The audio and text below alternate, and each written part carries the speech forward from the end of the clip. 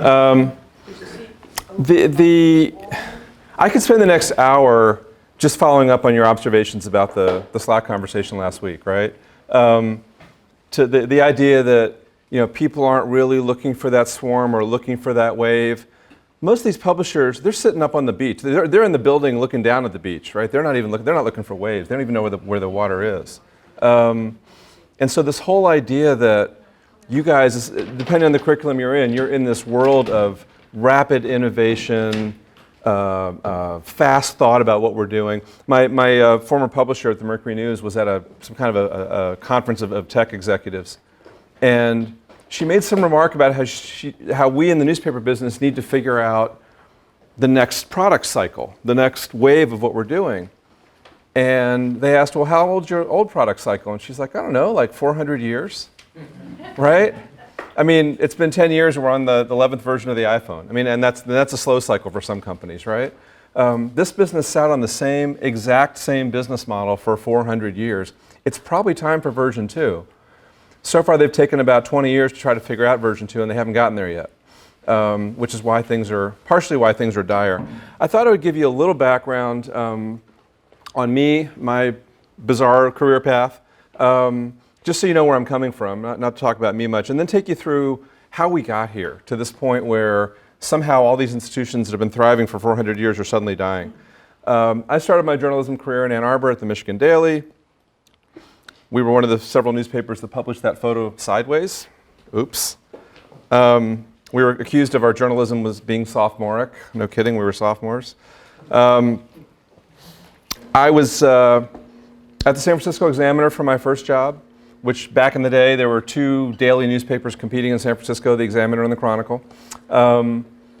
This was the first newspaper ever published on desktop computers, first big city metro daily newspaper ever published on desktop computers.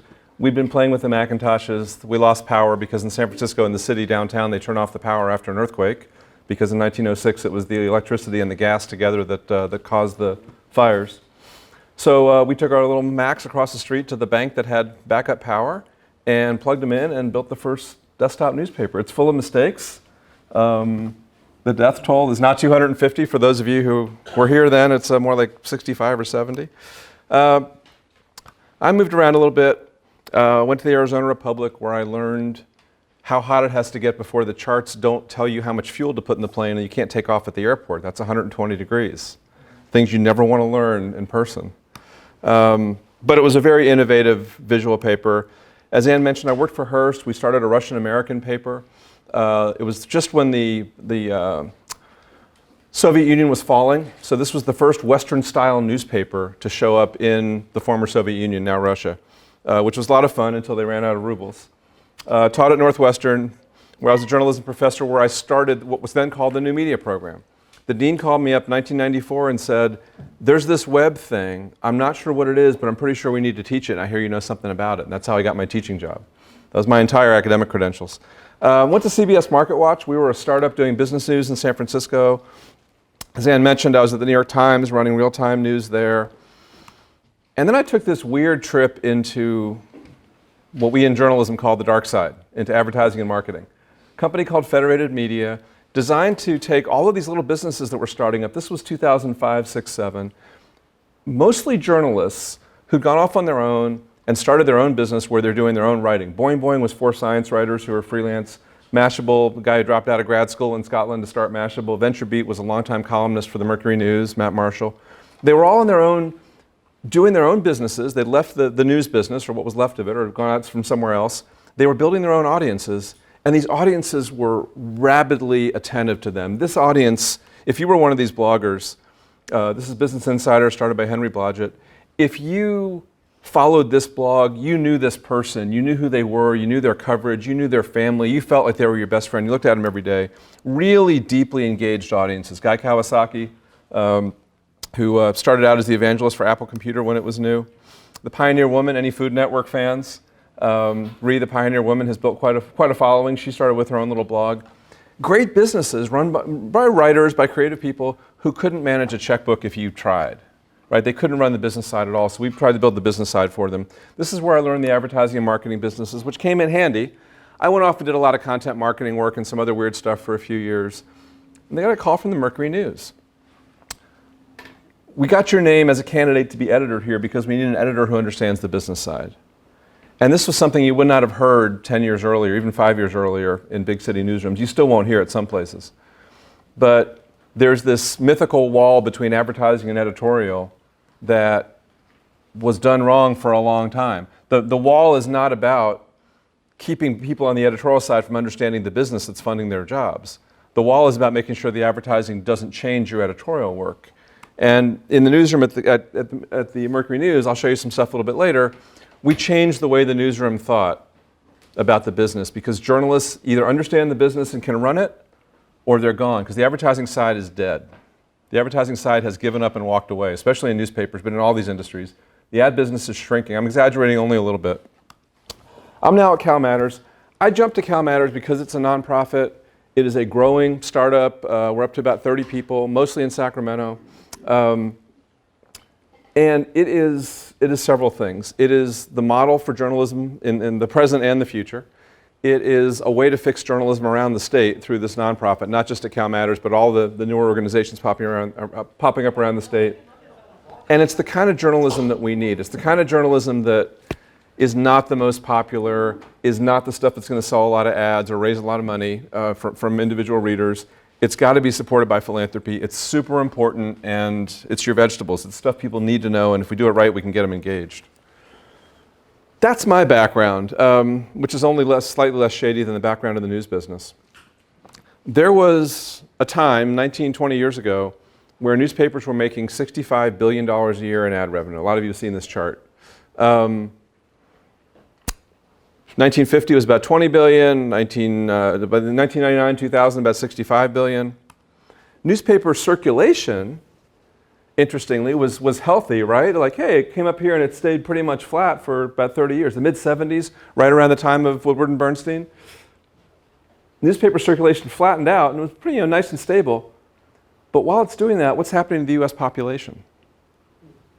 Right, US population is soaring while newspaper circulation is flat. So as far back as the late 60s, early 70s, newspapers were already going out of style. This is not just an internet problem.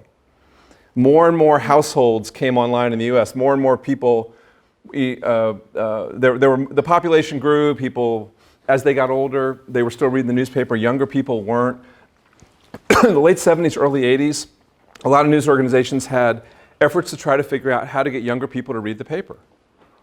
There's a great quote from the Missouri Press Association archives from the year, I think it's 1890, so 130 years ago, where they are panicking over the lack of young readership of newspapers in the year 1890, and they're worried that young people aren't reading newspapers. This is not a new problem. It's just a much worse problem now. But it's important to keep in mind that this didn't just start the day the internet was, the day the web was turned on. This has been a problem for a long time. The day of that earthquake, this is what the newspapers in the Bay Area looked like. And this is not all of them. 2 papers in San Francisco, Marin, San Jose, Oakland, Contra Costa. This is the Peninsula Times-Tribune was here. You'll notice if you're a journalism buff that all the numbers are different as far as the death tolls and the stories vary and all the papers are put out in weird ways by candlelight in a pretty tense situation. But this was the landscape. Everybody competing aggressively, right? That has changed dramatically. The difference and the way, I think the most useful way to think about it, it's not Facebook or Google or somebody else killed journalism. The business changed. And the business wasn't about the news at all. It never was. The business was about the monopoly on information. In 1994, if you wanted to buy a car, you had to get the newspaper to find the car ads. We would sneak into the composing room at the San Francisco Examiner to look at the apartment ads for the next day to get a jump on looking for an apartment because it was hard to find an apartment back then in San Francisco, just like it is now. You had to get the newspaper if you wanted to know what time the movies were playing, if you were looking for high school sports results or what your kids are going to have at the school lunch is going to be for the next week, the minutes of the city council meeting last night, the Macy's ad, what's on sale at Macy's today, what's on sale at some of these other stores. All that stuff was in the newspapers. You got this thing delivered once a day. The monopoly wasn't on the news coverage. The monopoly was on delivering a package to your doorstep every day that had all the information you could want in a way that was very usable, A lot of people bought the newspaper just for the comics, just for the ads. My grandfather would walk out to his porch in this retirement village in Florida, pick up the Miami Herald, set it on the kitchen table, flip through it, look at the section fronts real quick, grab the section he wanted, pull it out, open to the right page, fold it in quarters, get out a pencil, and do the crossword puzzle. That was worth the subscription price for the Miami Herald for him. I taught design classes at Medill, and I told the students, like, your job is to stop him on the way to the crossword puzzle with a design that's so good he actually wants to read the story. That was the business back then. And we had this wonderful illusion. If you had a story on the front page and your circulation was 500,000 copies, that meant 500,000 people read your story. Not true, by a long shot. So then we get to the year 2000 when everything changed. This is that chart I showed you before, right? It took 50 years to go from, these are 2012 dollars, so they're all the same dollars. 50 years to go from this level in advertising revenue, ups and downs, up to here. 10 years to come down to here, and it's worse now. When you add online, the red is the online, a little bit of online revenue. People spent 15 years in the news business with their heads in the sand going, this is okay. Once they fix this and digital advertising replaces print advertising, we'll be back in business, right? The digital ads will replace the print ads, but the business will be the same, which is one of the most idiotic and ridiculous ways you could possibly think about this, right? Newspaper advertising was the only way to get an ad to somebody's doorstep every morning in your local town.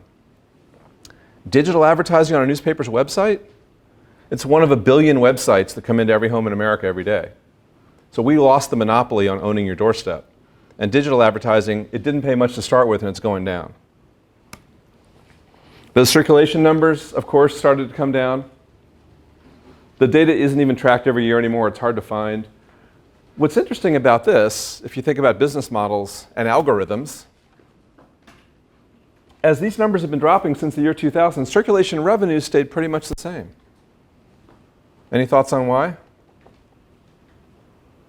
How do you keep revenue the same if the number of copies goes down? Jack up the prices ridiculously high, which might seem ludicrous to somebody who doesn't read a print newspaper. How many of you read a print newspaper every day? Once a week, okay? There are a lot of people right here in the Bay Area who get the print newspaper every day, have gotten it every day since they were little kids, and absolutely will never cancel it. They'll call the editor's office and complain. They do that a lot. They will bitch about the price. They will yell and scream. They'll be mad when a story they don't agree with the story, or you don't get the score from the late game last night in the paper. But they wouldn't cancel it any more than they bitch and moan about the electric company and won't cancel their electricity. It's a utility. It's a part of life. I would get phone calls when I was the editor of the paper saying things like, well, I really hate that you had to put the business and metro sections together today, which you do sometimes on a day when you have a lot of ads in the paper or something, because every morning we had this routine. And one of us goes and gets the paper off the porch while the other one pours the coffee. Then we sit down at the table and one of us reads the business section while the other one reads the sports section, and then swap them. And it's a part of people's lives. And a lot of folks don't understand that. It is such a part of people's lives that they will pay more and more and more for it every time you jack up the price, even though the paper gets thinner, the quality goes down, the news is from farther away, the value of it, there's less advertising, less coupons in it. We used to run a thing on the front page of the paper every day, $500 worth of coupons inside, because that was the bargain. Buy the paper for $3 or $4 and you get $500 worth of coupons. There's a company called Mather Economics in Atlanta. A guy named Matt Lindsay runs it. They came up with the algorithm for, here's a person, this is Ann, she lives in the Bay Area, she's been getting a newspaper every day, based on how much she's paid over the years and how she's reacted to rate hikes, how many times she's called to complain about bad service, whether she's ever called to ask for her rate to be lowered, all these other factors they figure in there. They know exactly how much to jack it up every year, and then it became every 9 months, and it became every 7 months, to keep the circulation revenue high while the number of copies drops. Obviously, that's not sustainable. But that's not a solution, that's a patch. There's a lot of patches going on. The reason the Sunday paper was so big, and the Wednesday paper and some other papers, was there's ads inside, right? Anybody grow up in the Bay Area? Bought your clothes at Mervyn's when you were little, or your parents did? People used to buy furniture at Levitt's, computers. The main theme here, of course, is that all going out of business signs are yellow. Right? Every one of these yellow going out of business signs is millions of dollars dropping out of US newspapers. And the ones that haven't gone out of business, Sears is pretty much disappearing. The ones that haven't gone out of business are cutting back. Walgreens every year is cutting about half of their spending on newspapers. You keep cutting it in half, it gets really small really fast. Any guesses what this chart is? I'm looking at my journalists in the room. This is employment at the Bay Area News Group from 2011 to 2018. Newsroom employment, number of journalists. The Bay Area News Group is the Mercury News, based in San Jose, the East Bay Times, which is based in Walnut Creek and is the combination of the old Oakland Tribune and Contra Costa Times, and the Marin Independent Journal up in Marin County. This is the total employment. In 2011, when a horrible, scummy, disgusting group of people called Digital First Media, a hedge fund, took it over. Not that I have strong opinions about them. And this is what the budget cuts looked like. This is where I showed up. So in my tenure, my 2.5, 3 years as the editor, I had to cut out more than a third of the staff. It's really important to understand who owns these media companies, because every logical bone in your body would say what they need to do is come up with a new business model. What they need to do is try a bunch of different new things. What they need to do is figure out this, this, and this. But every time you say what they need to do, you're basing that on a false premise. Your false premise is that they could care less if this business survives, because they don't. Because of this, because you can keep jacking up the prices, and because there is still a bunch of revenue that I'll show you in a minute, these newspapers are only being bought right now by one kind of buyer, value investors. And a value investor or a hedge fund or a scummy ass, bottom of the earth, should be killed kind of an investor, not that I have strong feelings, is somebody who looks at an asset and says, I can buy that asset, get all the money out of it, and then throw it away, or maybe sell it. Newspapers had all of this really valuable stuff, real estate. If you grew up in the Bay Area, the South Bay, you know the Mercury News plant down at 880 and Brokaw. Giant facility, printing presses, all kinds of stuff, a pond, a moat. They could land helicopters there to take reporters up to cover fires in the north. They did it all the time. Giant amounts of real estate, big downtown buildings a lot of newspapers had, trucks, staff, a lot of layers of staff, admin people, all that kind of stuff. You buy the company, you sell all the assets, you get rid of all the staff you don't absolutely positively need to get something out the door. Not a good newspaper, just something you can charge for, and that's where we are now.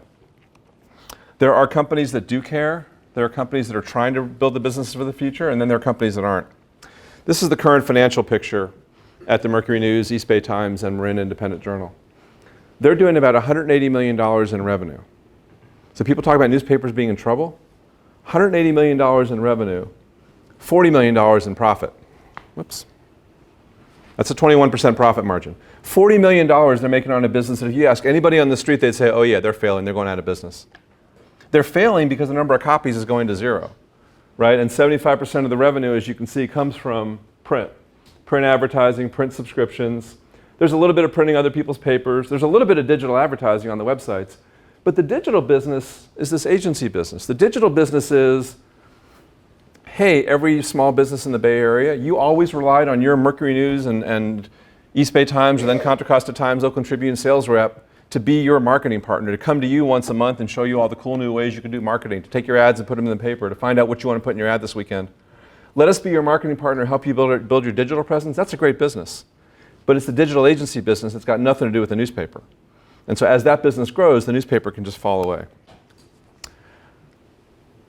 When I got to the Mercury News in 2016, a lot of people there had paid no attention to the numbers, hadn't been told the numbers, and a lot of them hadn't faced what's going on. Even though they'd lost a bunch of their colleagues, they had not gotten their heads around the fact that they are going out of business. Oh no, it'll work out. Something will come around, something will happen. So I decided I had to build this chart. Took the circulation for the last few years, drew a line through it. I'm not a graphics wizard, but I can draw a line. And you draw a line through the data back to the year 2000 to where we are now, and you keep that line going, a line going downward eventually hits zero. So I sat the newsroom down and I said, look, our weekday paper is going to be at zero by 2024 and probably too small to print in 2022, 2023. We're not going to be printing the Mercury News 7 days a week. People were blown away. Again, that seems obvious to somebody who grew up without print in the house. Our Sunday paper might last till 2027. And by the way, the newsroom staffing at the current rate runs out somewhere in the middle. So the last 2 years of papers are going to be pretty thin, right? This is what we did to try to change the mentality, try to change the thinking in the newsroom about where we are, why we are where we are, and what to do about it. And then the message to the newsroom, which is in some newsrooms being delivered very well right now and in some not at all, is you are now the business side.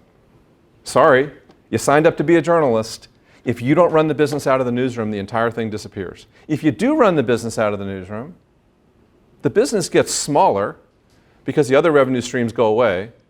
We build some new revenue streams to support the news, and we have a business that is just the newsroom and a little bit of marketing around it.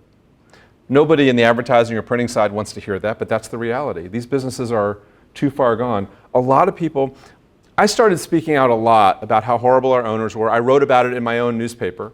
I talked about it at conferences and on the radio shows and TV shows and stuff because it seemed like it was important to let the community know what was going on. And that worked pretty well. People always asked why I didn't get fired for doing that, and that was the best way I could make my point. The owners care so little that they don't care what I say about them, as long as I deliver the cash flow to them every week, every month. Get me my $40 million a year, you can call me whatever you want in public, I don't care. They're used to it. That's how little they care about the future of this organization. But there are a lot of people who care in this room, on this campus, in this county, in the Bay Area.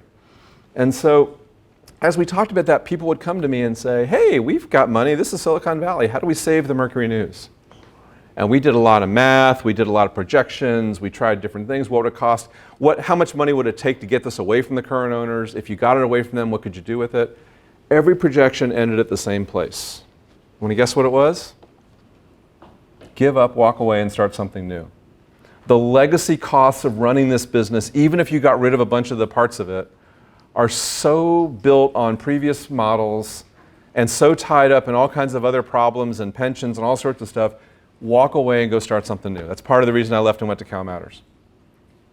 I left behind a lot of really, really, really good people, the best journalists in the Bay Area, best journalists in the country. These are people, everybody in that newsroom, from the editor through the entire news organization, are the best, smartest, hardest working people you've ever met. Everybody above them is scum. There's a line right there at the roof of the newsroom, right? Everything above that, if you got rid of all that, you'd be able to run a great business. In the Mercury News newsroom now, and Digital First, the company that owns Mercury News, owns 25 papers across California. Orange County Register, 11 papers in the LA area, a bunch of smaller papers up north, Eureka, Chico, Monterey, Santa Cruz. One of the things we built in the newsroom, and I keep saying in the newsroom because that's important, that's where the business is being run, was a digital subscriptions team. The entire industry has pivoted now toward the only thing that's going to work is selling subscriptions to readers, get people to pay for the news. And that digital subscription team in the newsroom is running the subscription business out of the newsroom for all 25 of the papers. It's a joint team between Southern and Northern California, trying to save this business, make it work, and I think they've got a decent chance. Given that even business journalists don't know much about business or how businesses work or how sales work, calling on my dark side years in marketing, we bought 200 of these with our logo and a customer journey. It should say retention on the bottom, awareness, engagement, registration, subscription, retention. On funnels, we passed around and said, this is what a funnel looks like. Every journalist came in one morning and there was a funnel on their desk. And then we had a conference call to explain why it was there. And there were a lot of jokes about beer and going into the Jiffy Lube business and stuff like that. But the idea again was the journalists have to run the business because nobody else is doing it. And so you need to understand what a funnel is. You need to understand the customer journey. You need to understand that the stories you write and publish are the things that draw people in to read what we're doing. If they read it and become aware of us, they might come back again. If they find us several different times, they'll be more aware of us. Eventually that'll build some kind of engagement. And maybe they'll come back regularly. Maybe they'll sign up for a newsletter, give us their email address, eventually pay for a subscription and then stay a subscriber. That's the customer journey or funnel or flow that you need for this business. I don't have a slide of it, but the best part is when I left, there's a tradition and when people leave a newsroom, you get a big going away page, right? A fake front page about you when you leave. When I left, we had won the Pulitzer Prize for a coverage of the Ghost Ship Fire. We'd done all kinds of great stuff, hired a bunch of amazing people. None of that was on my going away page. It was nothing but funnel jokes, top to bottom. I looked at it for a minute and I kind of thought, great, 3 years running a major journalism operation, and here's what I get, a 69-cent piece of plastic. But it worked. They equated me with, you got us to think about this thing, and now we're in business trying to run our own business, and the funnel is the symbol of that business. And they are still all over the newsroom, and they're a lot of fun. It was the best investment in cheap plastic ever. This is the result. In a year when we had to lay off a third of our staff, if you might have heard about a big dust-up at the Denver Post where the editorial staff came out against the owners and did all kinds of big attention to this layoff. This was the same layoff we had. Lay off a third of the staff, cut the number of stories in half. Page views went up substantially, and page views per story went up 3x. Why? Because we asked the journalists to think about what people actually want to read. It doesn't mean you write stupid clickbait stuff. There are some people there doing that. Martha Ross gets up at 5 a.m. every morning and writes a celebrity story that gets the first million page views of the day to the Mercury news site. But it's thinking about the intersection between what we as journalists believe is important and what people will actually read. And if you write the most important story of your lifetime and nobody read it, maybe it wasn't so important. Maybe you published it at the wrong time or with a bad headline. Maybe for whatever other reason it didn't work. If nobody reads the stuff, it don't matter. And so how do you do journalism that is about things that are important, that you believe as a journalist are important, and that people will read? And so you get the data every day, you look at your work, you start to learn things like what time you put up a story. The one thing the Mercury News and the Bay Area team does really well is cover the Warriors, right? They've been a great story, basketball champions for 3 years. That's a big deal for the local newspaper. So there's a bunch of people covering a Warriors game. You might have 5 or 6 or 7 stories after a Warriors game, especially late in the season. The instinct originally, back in the early days of web publishing, right, was put the newspaper out, then throw the stories up on the website. Then later, it was, oh, the web has to come first. Put stories up the minute you write them. So a Warriors game ends at 11:30 at night. By 1 o'clock in the morning, there's 7 stories up online. At 1 o'clock in the morning, 4 a.m. Eastern time, ain't nobody looking for those stories. There's a small international audience, but not enough to drive the Warriors coverage. So we made a decision. Put up the game story right after the game and hold most of the other coverage until either 3 or 6 a.m. the next day. 3 a.m. if it's a big story that's national, like an East Coast team they're playing against, 6 a.m. otherwise. Traffic on the stories went way up. Because one of the things Google looks at is when the story was published. So the publication time was important. Learning that, studying the data about that, figuring out how to analyze that is going on in every newsroom now, mostly at a somewhat sloppy, looking at a spreadsheet kind of a level. And those of you who are into analytics and taking data and telling a meaningful story with it, there is a next level in journalism, in saving journalism, in getting that data in a really smart way and turning that data into very smart, thoughtful intelligence that shows people exactly what to do. Not, gee, we did it at 3 a.m., we got more traffic than 1 a.m., so I guess we'll do it at 3 a.m. now. Right? You can imagine a more scientific approach would be to publish the stories at a different time every day for 3 weeks and learn how people look at them. They're not there yet. This is something Ann shared with me yesterday. It's one of the ways to look at one of the factors that a lot of people in this room will go, no shit, really? I think we all knew this. But a lot of folks in the business don't get this. And it goes back to your point first thing today about the business not looking for those waves, not finding those swarms. Where do people start to consume the news? Younger folks on the smartphone, older folks, radio and TV. This says 35 plus, which is an interesting breakdown, right? You'll see another one in a second that breaks it down a little more across other lines. This next one, there's a German company that's been doing research on how readers consume newspapers, 4 newspaper companies.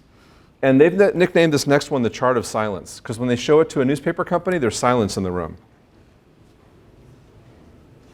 Silence, of course, is fear. Here's the print newspaper. Who's reading it? Oh yeah, they'll be around a long time. Your future readers, the ones you've been trying to get for years, gee, they're on a phone. No kidding. You will still find that most newsrooms think about the print newspaper before the website and think about the desktop computer version of something before the mobile version of it. That's how far up there some of these folks have their heads. There's another problem here. It's not just that the print readers tend to be older.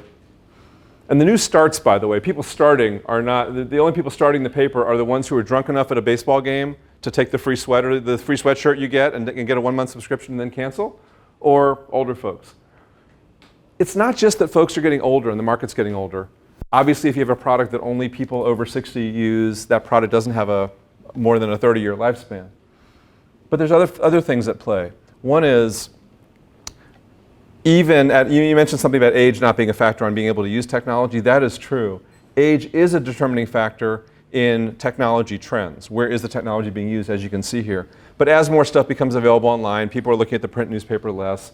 As the delivery system becomes worse, and the quality of the paper becomes worse, and the price stays high, people are turning to online consumption. And there's another trend that I didn't fully understand until I got into the job at the Mercury News. The delivery system is falling apart. My first job was delivering newspapers as a high school student in Washington, D.C., where I grew up. First the Washington Star, then the Washington Post. The newspapers always used to be delivered by the neighborhood kid who would pull a wagon around the neighborhood, throw a newspaper. Pretty much every house on the block got it. You had in your head the list of which houses on the block don't get it. There were one or two houses that didn't get it. Everybody else got the paper. And then you would go around once a month and knock on the doors and collect the money for those papers. That mostly transitioned to adults 20 years ago, 30 years ago, doing deliveries. Now it's adults in cars doing much bigger routes. But now, think about it. Here's your help wanted ad. Job available 2 a.m. to 6 a.m., 7 days a week, 365 days a year, in all kinds of weather. You get a geographic area. This is your turf. You deliver in this turf. And by the way, the number of copies in that turf is going down every month. And you get paid by the copy. Oh, and also, because the newspaper company is shrinking, the place you go to pick up the papers is probably going to be farther away. Now you might be driving 30 miles a night to do your route and be delivering 150 papers when you used to drive 10 miles and deliver 300 papers. The model just keeps falling apart. And then it falls apart faster because who shows up with a better thing you can do in your car all day long? Uber, Lyft. There's one depot out in the East Bay where the newspaper, where the big truck, where the 18-wheelers come from the plant and drop off the papers for the small trucks to come pick up. There's an Amazon plant right next door, an Amazon delivery facility. And the recruiters for that delivery facility are outside talking to the newspaper people every day, getting them to come, hey, this truck's air conditioned. We give you a truck. You can do it during the day or whenever you want. The newspaper business, the delivery business is just going away as fast as you can imagine. There are parts of the Santa Cruz Mountains now where the Mercury News no longer delivers. It's just not worth it. So all those things together lead us to a situation where everything they're doing is just a little bit too little too late. There are newspapers finally now cutting print publication days. If I was going to take the Mercury News and fix it tomorrow, I would get rid of 6 days of print, Monday through Saturday. I would refocus the newsroom on, let's do a really good Sunday print newspaper, a really high quality thing that lands on your doorstep. Every section in it has a designed lifetime. The TV section sits next to your TV all week long. The puzzle book will be on your bedside. The entertainment section will be in your bedroom wherever you watch TV and you're in your den. The food section will be in your kitchen because it's designed to be used in your kitchen. And this thing's going to last all week. And then I go to the advertisers and say, this is a magazine that sits in their house all week and gets used for all these different things. That might be a product you could sell if you spend a lot of time putting in effort to build a quality Sunday paper. Don't try to do it on deadline. Get it done by Friday afternoon. Take it to the post office. They will deliver it the next morning, the next day with the mail, very affordably. And everybody gets their Sunday paper sometime during the day Saturday, and all that other nonsense goes away. TV stations are now adding more hours of TV news. There's more local TV news now than there was 10 years ago. They're trying, they see a market for it, they're able to sell ads against it. It's not going to last that long. What I mentioned about newsrooms refocusing coverage. Anybody here from Texas, from Dallas? The Dallas Morning News, gigantic newspaper, huge sports section. A lot of their business comes from covering sports. It's Texas, right? They have 60 freelancers covering high school football games every week. They took a look at their football coverage. There are 8 colleges they cover in their service area. Big ones like University of Texas at Austin, smaller ones. They looked at all their college coverage and they figured out what the market is for each one of those teams. It turned out one of the smallest colleges had the biggest market for news consumption. It was Southern Methodist University, SMU, a team that didn't have football for a few years, way back when. Why? It's a private school, it's wealthy, whatever. There's a lot more interest in SMU football than these other teams. So they got rid of some people who were focusing on some of the other teams and focused them instead on SMU, and they made their traffic go up. Changing the business to cover stuff people want to cover. Podcasts are big. Not a lot of money in them yet for news organizations. NPR is making a tremendous amount of money. It has changed their financial model because they're doing it right and they're doing it at scale. A lot of other folks are screwing around with it and not figuring out what to do with it. I mentioned digital subscriptions. Almost every news organization is now focused on, we have to get people in the community to pay for the news they're reading. And we do that with those really annoying paywalls that you see, right? A lot of people find ways to get around them or just don't read the paper if you've hit the wall for the month. But enough people will agree to pay that you can start to model out how that might work. The first one to do it was the Boston Globe. Their model, if we can get 200, Boston's a metro area of 4.5 million people. The Bay Area is like twice the size of the Boston metro area. In Boston, if we can get 200,000 people out of those 4.5 million, and by the way, there's Red Sox fans and Patriots fans all over the world. So one way or another, if we can get 200,000 people to subscribe, and they'll each pay $1 a day, $365 a year, that's about $70 million a year in revenue. That's enough to more than run the entire Boston Globe newsroom and bigger at a very healthy rate, plus some marketing, some front office, things like that. So let's focus the entire company on just selling those subscriptions and making that part of the business work. If advertising goes away, if it doesn't go away, whatever. Let's make that part of the business work. A lot of news organizations are doing that, some more successful than others. The smaller ones that are family-owned, where the family is really dedicated to keeping the newspaper alive and in that business to serve the community, are the ones that are doing best with it. And then there's this move toward philanthropy. Where I work now, we are philanthropy funded, started by one person in Silicon Valley with a lot of money who thought that the California state government needs to be covered, needs to be watched. The for-profit companies are now raising money from nonprofits. The New York Times has an entire division devoted to getting philanthropy to support journalism. The person running that came from the Seattle Times, where she started this, one of the first people in the country to do this. At the Seattle Times, there are bodies of journalism around homelessness, around traffic, around education, and now an investigative team, all funded by raising money from the community. Individual donations and the publisher knocking on doors and saying, support this. Again, Seattle's a family-owned paper, so the publisher's in a better position to do that. In Milwaukee, the Journal Sentinel, just like the model here where everything on this campus is named after somebody, you may have noticed that, including the jobs, right? There's the such and such professor of such and such. There's an endowed position in the journalism and communication department at Marquette University for journalism that funds a reporter in the Milwaukee Journal Sentinel newsroom covering environmental issues around the Great Lakes. So they gave money to the school. Instead of to fund a professor, it was to fund a reporter.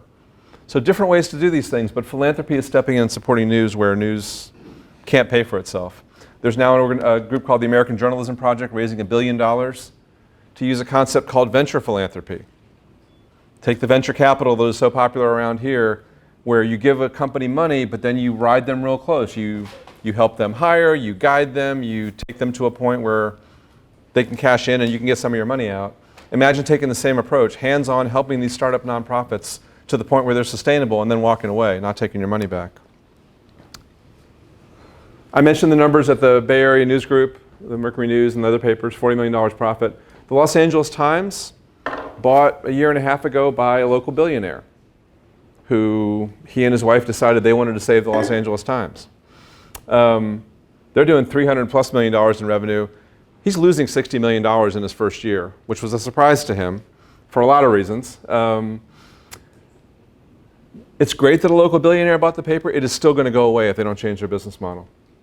If you can predict at the Bay Area News Group, if they could raise, if they get a couple 100,000 people or less to subscribe, bring in $50 million, $40 million a year, far lower revenue, take the cost down as well, they could still make a 10, 15, 20% margin. It would just be a much smaller business. So imagine me saying to you, hey, the good news is I have a model for the future of your business. The bad news is you're going to have to cut your revenue down to about a third, and you'll still make a healthy margin, but you're going to make a lot less money on this. There are family owners who say, okay, if that's what we have to do to sustain the business, let's do it.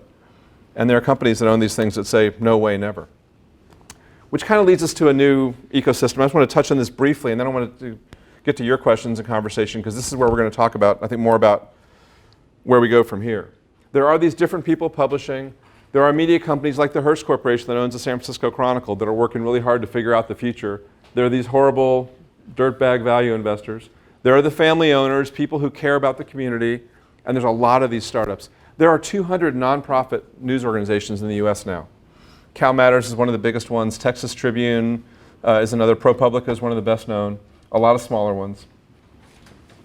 There are also about the same number, maybe more, for-profit startups. Two people who get together and say, this happened in Santa Cruz. Two people left the Santa Cruz Sentinel and said, we're going to start our own local news source for Santa Cruz. We're going to make it a for-profit, not a nonprofit, partially because we want to be able to do editorials. Nonprofits can't take advocacy positions. And a lot of these places are 1, 2, 3, 5 people trying to start something up. Others have become bigger and more professional. You have to have this kind of an ecosystem if it's going to work. And you're never again going to have that big bundle of stuff dropped on your front porch on a Sunday that has everything in it, right? The ads for the department store are coming in a different way. The movie listings are coming in a different way. The one ads are coming in a different way. Any subscribers here to The Athletic? Interesting. The Athletic is a startup about 3 or 4 years old now. They came in at one point and took 5 people off my sports desk at the Mercury News all at once. Caused a lot of hassle for a lot of news organizations. But it was based on the idea, there's a tool called Strava that a lot of bicyclists and runners use. That one you recognize, right? The folks who built Strava have a big development shop over in Croatia. They turned their developers on building an app to cover sports. And The Athletic is the sports coverage newspapers used to have, but don't anymore. And whatever was left, they stole by getting all the good newspaper people to go work there. The Athletic, for I think it's about $3 a month, $3 or $4 a month, will give you full coverage of your teams around the country, really good in-depth journalism. That's where sports journalism should be. People will pay for sports journalism. Have a sports journalism app people can pay for. Regional, local news, what the state government's doing, what the city council's doing, not so much. Entertainment stuff, food, fashion, special stuff. Some of this stuff has to be paid for by people who care and believe it's important, philanthropists, subscribers, advertisers who want to support it, local companies. Some of this stuff can be for-profit businesses, but you've got to take that newspaper, break it into its parts, and have each one be a separate business. And you got to look at at least 4 different lines of business, of revenue. The advertising and marketing, you can still do it if you do it well, if you build those new digital services. Subscriptions have to exist. Philanthropy is going to be helping everybody. All kinds of new businesses you can get into.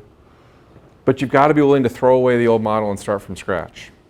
And that's where a lot of people are. Some people are having success and some people are terrified. A couple of innovative things to show you. The Texas Tribune is twice as old and twice as big as CalMatters. They just had their festival this weekend in Austin.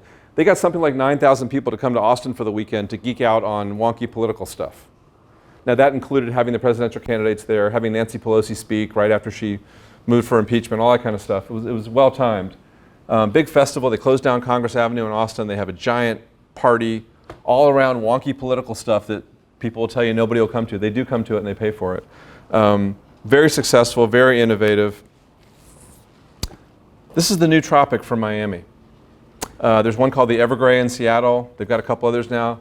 This company is doing newsletters about things going on in your community, and their ad revenue is coming from the community. You put out a newsletter about all the theater things going on in South Florida. One of those theaters says, hey, I read that newsletter, and everybody else who comes to the theater reads that newsletter. Let me buy an ad in there, and that's how I'll build my audience. And it's working. They're running a healthy, profitable business by having a very focused newsletter on one particular segment of society. Since we have at least one Chicagoan in the room,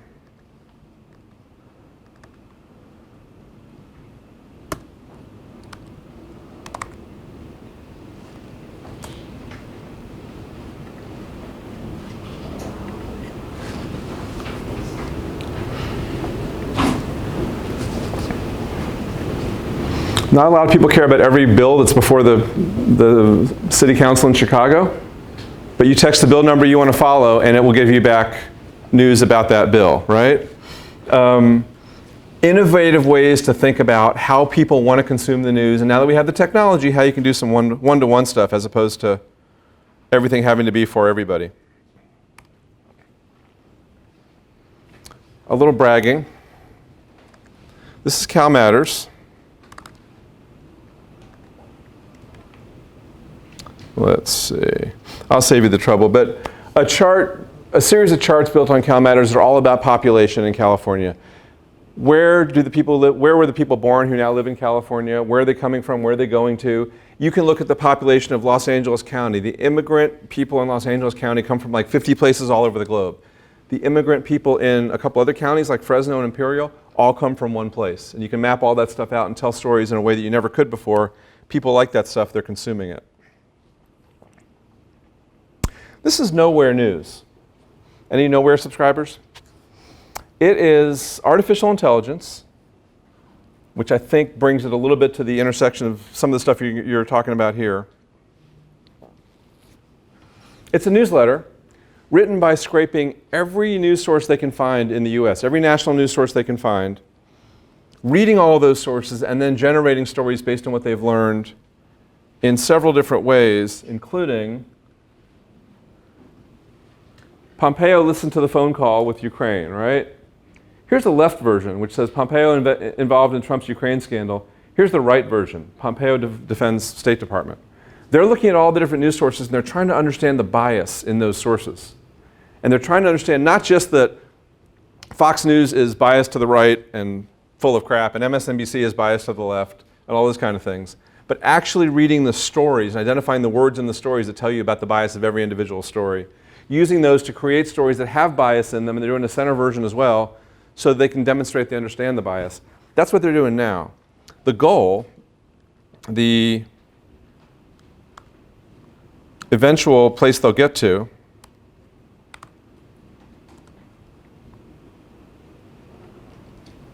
is this. This is their live demo. This is also what they're hiring people from Stanford to do, by the way. They're here. They moved here because they want to be near Stanford. It is taking in all of those news sources, and it's making decisions about them. So it looked at whatever this was, and it found the source was 93% reliable. It's evaluating this story and gave it a 64. It attributed the quote in here to a certain person. What else? Something about Justin Bieber, right? This is all happening in real time, but this is like a couple minutes delayed. And so they're soaking in all these news sources, making decisions about the information, identifying the speaker, identifying the quote, using all that to generate their stories, which is fascinating on a national level, right? Especially when there's so much left versus right noise, bias, screaming on a national level. One of my entertaining, this is mesmerizing by the way, I can look at it forever, so feel free to. One of the things I did as the editor of the Mercury News was to go speak to the community.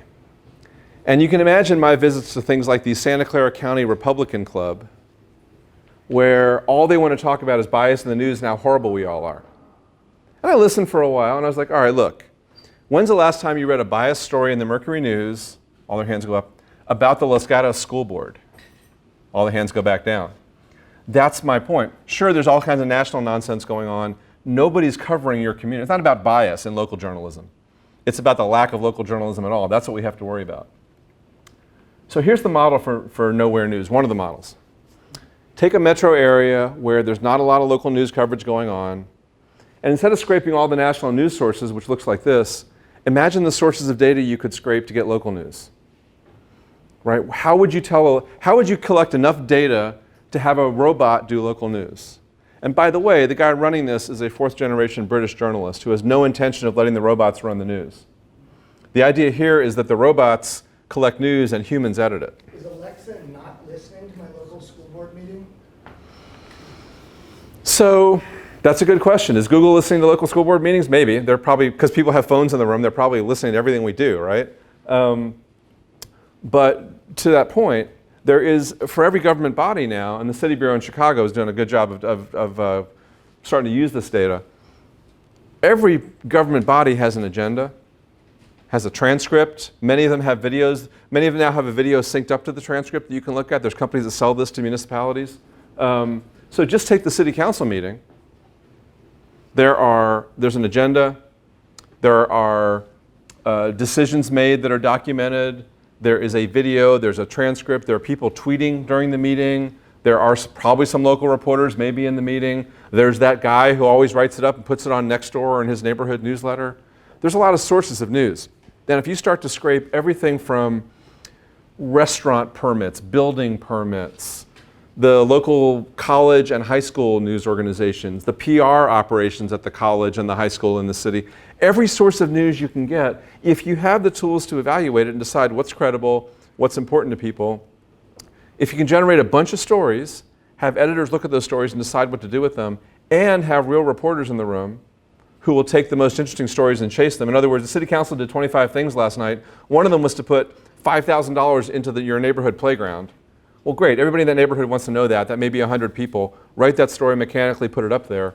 There's a bigger deal about a trash contract. You need the reporter to go investigate. The reporter investigates that story. That's their model. And whether or not this exact model works, those are the ways we have to think about journalism if we're going to make anything happen in the future. And that's it. So with that, I thought I would entertain your questions, thoughts, complaints. I can't tell you why you didn't get your newspaper this morning. I don't work there anymore. Don't ask me that. Yes. Great, thank you. That's wonderful. That was really good. Yeah. So the way we're Well, you got it organized. We're gonna Allegra. Where's Allegra? Okay. Urim? Yes. Am I pronouncing that correctly? Yeah. Okay. Matt and Maxine Wong. Okay. So we have Allegra, Urim, and Matt. You guys came up with some very good questions. So would you, whoever wants to go first, let's take 3 questions at least from you guys. Kick off the discussion. And do your questions still apply after the conversation? That'd be fascinating. And then we'll open it up. Go ahead. So you worked on the University of Chicago Maroon. The Maroon. Yes. Excellent. A lot of really interesting people have worked there. Thank you. So I was just, this isn't on the list per se. That's but okay. It's focusing on 2 of the focuses that you outlined, which is the subscription component and the philanthropic component in terms of funding local journalism. So how sustainable are those focuses? Like, especially in the subscription space, like, well, I'll talk about both, but especially in the subscription space, Yep. like, if there's a saturation of subscriptions and people have, like, they subscribe to Netflix, they subscribe to Amazon Music or whatever, Amazon Yep. Prime, Yep. what convinces them to subscribe to their local paper instead of, like, national outlets like the New York Times? So a couple things to think about. One is we've always had that problem in journalism. With home delivery subscriptions, there was always a ton of churn. You always had to replace a third to half of the subscriptions every year or two.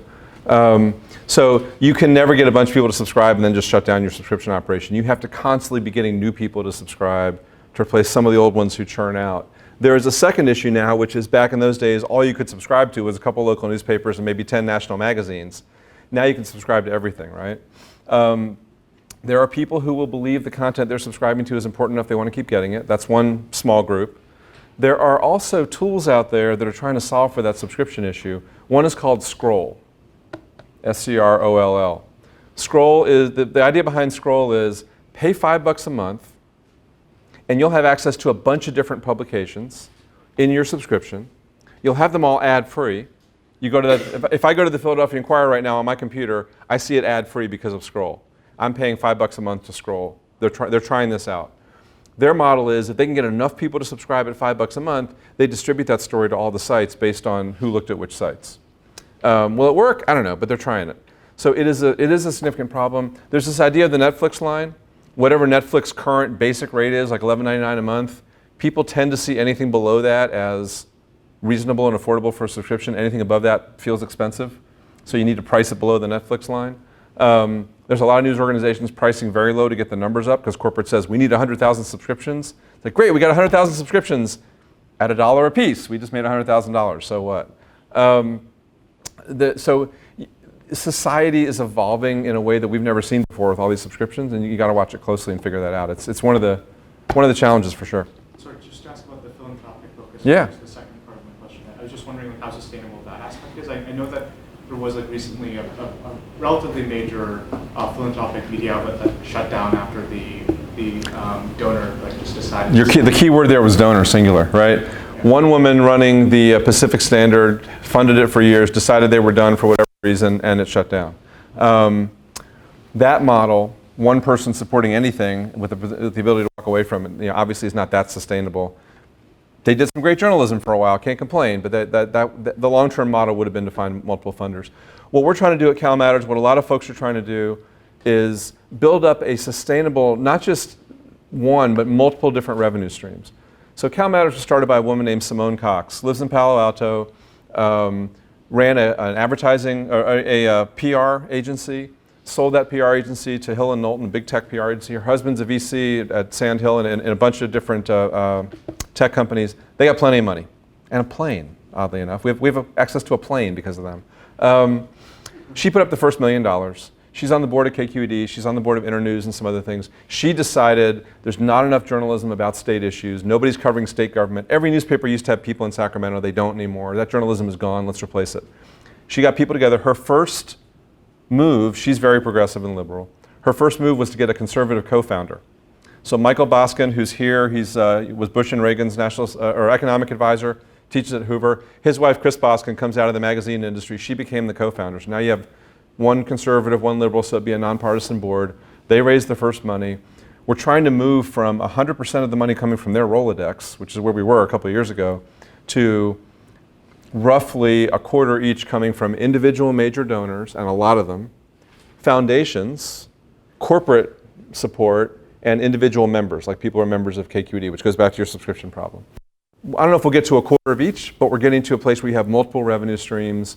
If one of them dries up, if there's a recession, a couple of them will dry up badly, a couple of them won't. You need to have a diverse plan, and you need to keep feeding that pipeline. We need to keep getting new foundations, and some of them come in forever, some of them want to come in for a year or two. So the answer is, you got to run it like any other business. You're never going to have a customer base you can have forever. Allegra? So this is a sort of a two-pronger, so bear with me. One of the things you're talking about is this trend towards more niche publications.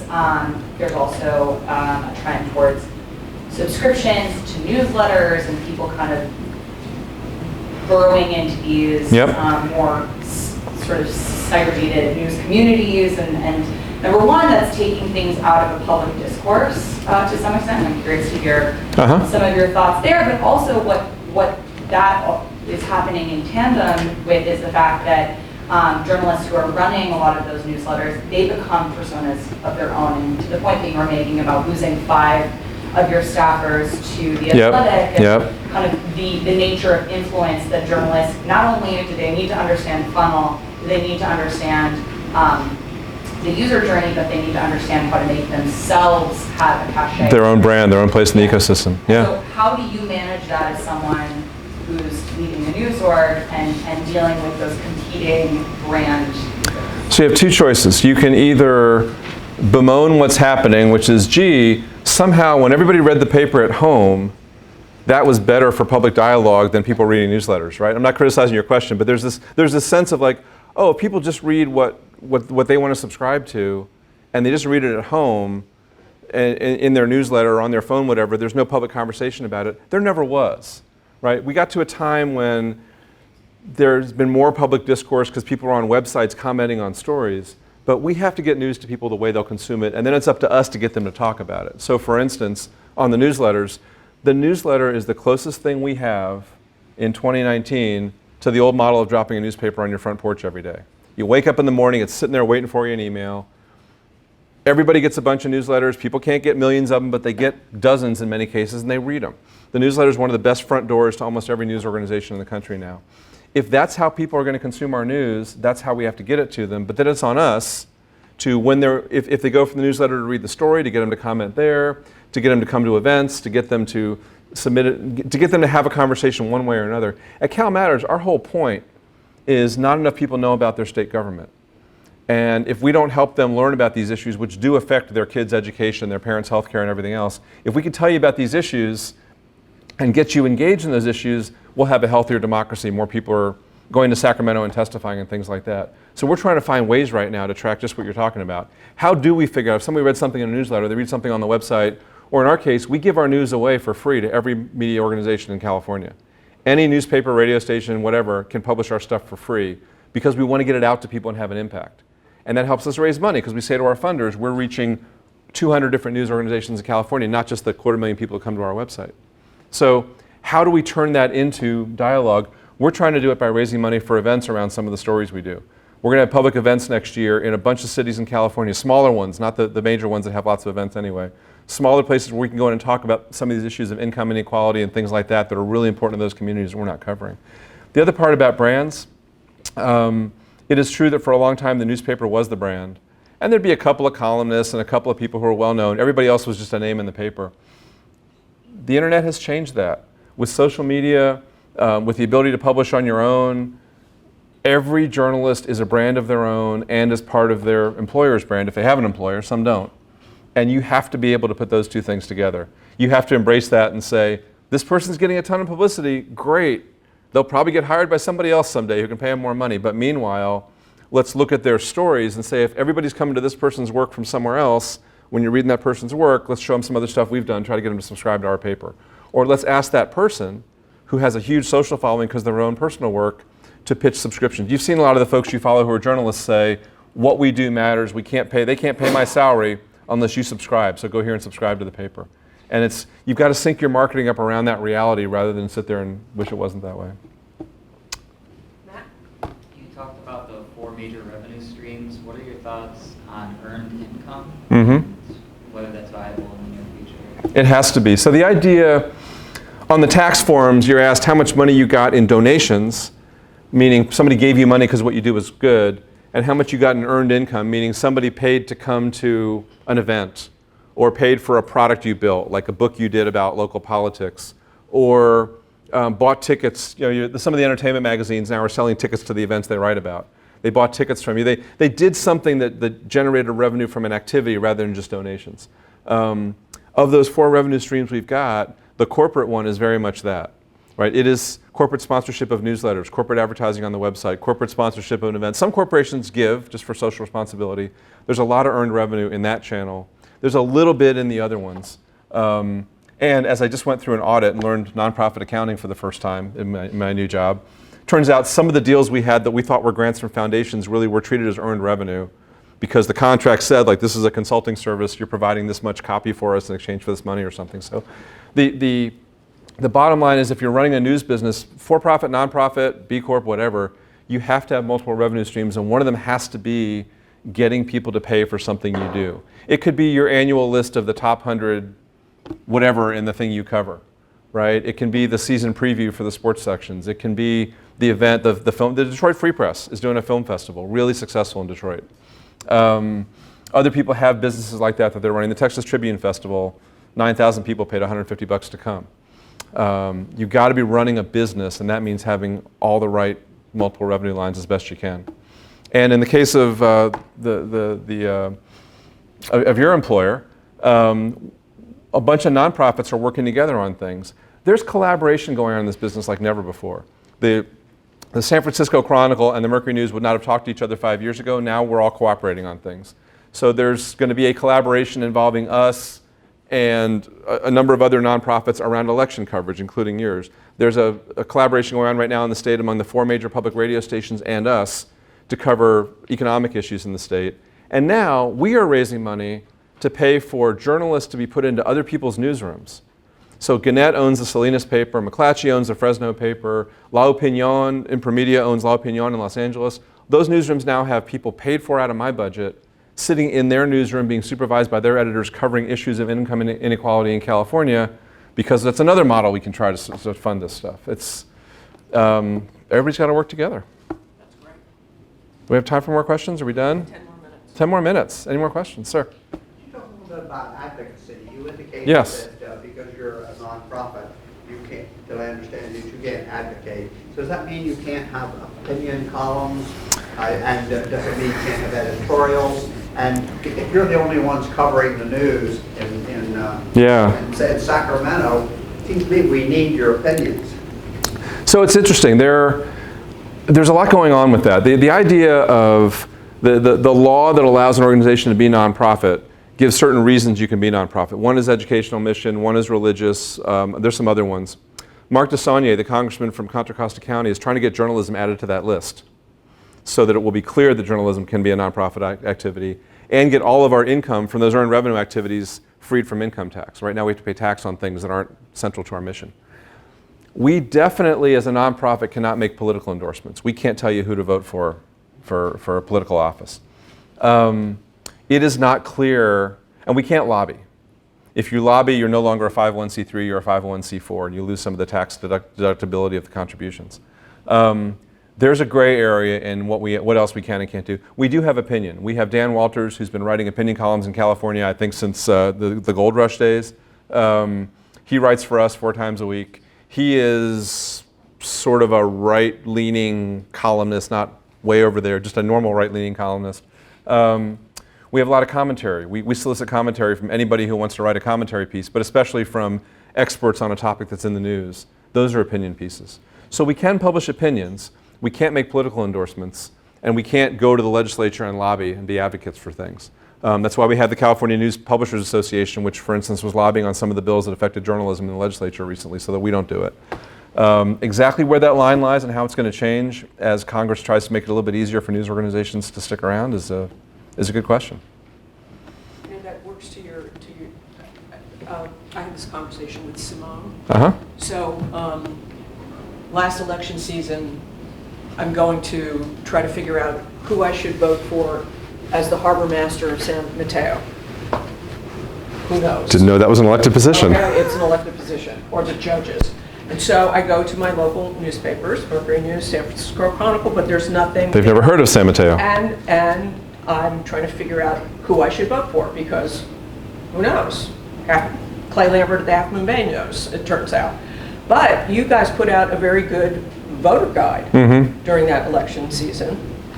Yet, to the point here. Did we tell you about the harbor master candidates? No, you did not. No, I didn't think so. You did not tell me who to vote for. And so a lot of people go to media outlets at election time For to guidance. see who you're endorsing, and especially Yep.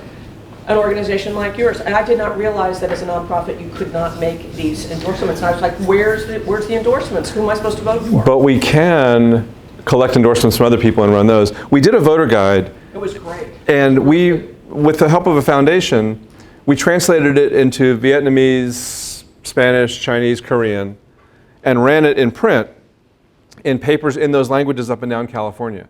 There are a lot of communities where some of the news is online, some of the news is in print.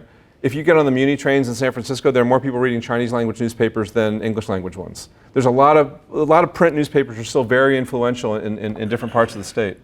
So we were able to put it in all these different languages, put it in a lot of different newspapers in different languages, but it was a statewide voter guide. It didn't tell you about the harbor master or even the city council or the dog catcher in San Mateo. Newspapers used to provide a valuable function doing endorsements. Some people hated it, some people loved it. We could, for instance, partner up with somebody who would do that, collect some opinions and have a separate site we refer people to or something, but it's one of those functions that hasn't been well replaced. Yeah. I think we have time for one last question here.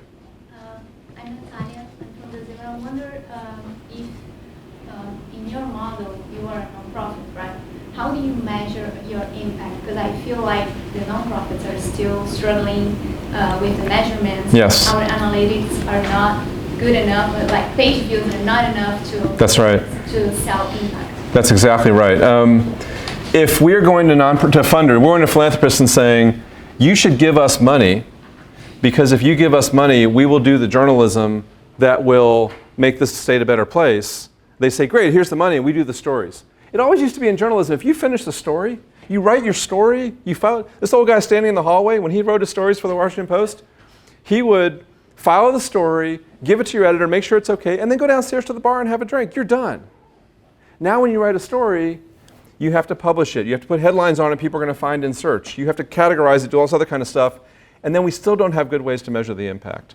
We're trying to measure page views within the state of California where somebody looked at a story page for at least 20 seconds, let's say. So at least they learned something from something we did. Or we're trying to measure anecdotally. We get things like a member of the state legislature sends a note to a reporter saying, hey, I read your story and I'm going to introduce legislation because of that. Anecdotal things. Center for Investigative Reporting, Chalkbeat, some of the other big nonprofits are collecting those anecdotes actively because that's what we sell to funders. The next level is to really understand how to measure our impact. Do we do focus groups? Do we do surveys of people before and after they read our stories? Do we find other ways to? It's hard. It's hard to measure the impact. It's hard to measure the outcome of an issue, and it's really hard to measure whether we've had an impact on it. So if anybody here wants to help try to figure out that problem, that's probably the next big hurdle for nonprofit journalism. Thank you. Thank you.